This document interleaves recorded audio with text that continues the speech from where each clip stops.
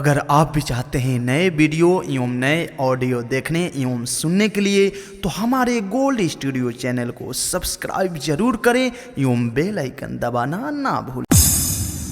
हाथ फेरो ना तनी तनी तनी तनी तनी हाथ फेरो ना तनी गोली पे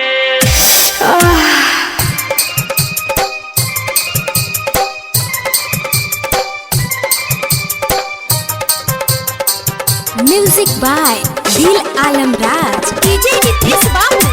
हाथ फेरो ना तनी गोली पे हाथ फेरो ना तनी गोली पे कहेलू दादा अबे हई का होई मानिला बात तारा लइका होई कहेलू दादा अबे हई का होई मानिला बात तारा लइका होई लेके तुम वाला जड़ी कुल्ही पे ए बुची एगो टोटरम काला ए बुची एगो टोटरम काला हाथ फेरो ना तनी गोली पे ए बुची एगो टोटरम काला हाथ फेरो ना तनी गोली पे कहेलू दादा अबे हई का होई मानिला बात तारा लइका होई कहेलू दादा अबे हई का होई मानिला बात तारा लइका होई लेके तुम वाला जड़ी कुल्ही पे ए बुची एगो टोटरम काला ए बुची एगो टोटरम काला हाथ फेरो ना तनी गोली पे ए बुची एगो टोटरम काला हाथ फेरो ना तनी गोली पे आईडीएस रिकॉर्डिंग स्टूडियो सरिस्वा बाजार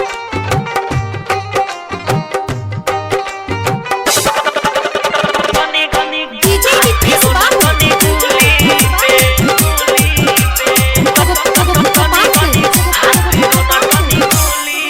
तनी लगे चली आव होने ओढ़नी हटाव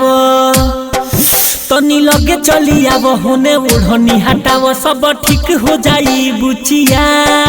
कहतानी जहाँ चल अपना हाथवा से धल जनी सोच में पड़ा बुचिया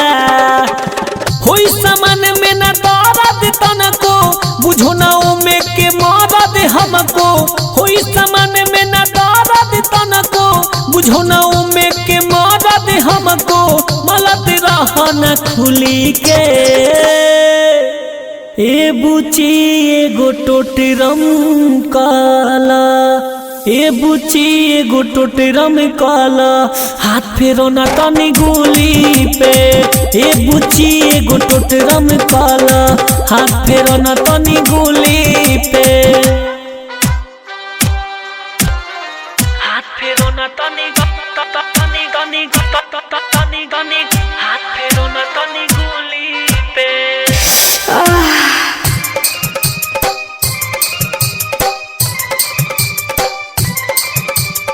आईडीएस रिकॉर्डिंग स्टूडियो सरिस्वा बाजार डीजे नीतीश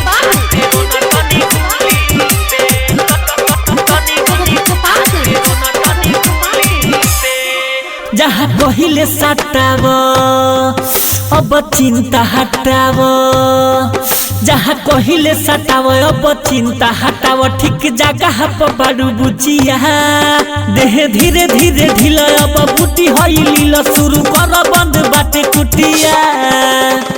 विकास में दर्दी हमारे नुचेला विशाल भट्ट उहाँ तनी सलेला यूसुफ दिलालम हमारे नुचेला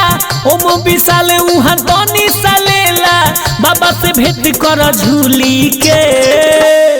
ए बुची एगो टोटरम काला ए बुची एगो टोटरम काला हाथ फेरो ना तनी गोली पे ए बुची एगो टोटरम काला हाथ फेरो ना तनी गोली पे कहेलू दादा अबे हई का होई मानिला बात तारा लइका होई कहेलू दादा अबे हई का होई मानिला बात तारा लइका होई लेके तुम वाला जड़ी कुल्ही पे ए बुची एगो टोटरम काला, ए बुची एगो टोटरम काला, हाथ फेरो ना तनी गोली पे। ए बुची एगो टोटरम काला,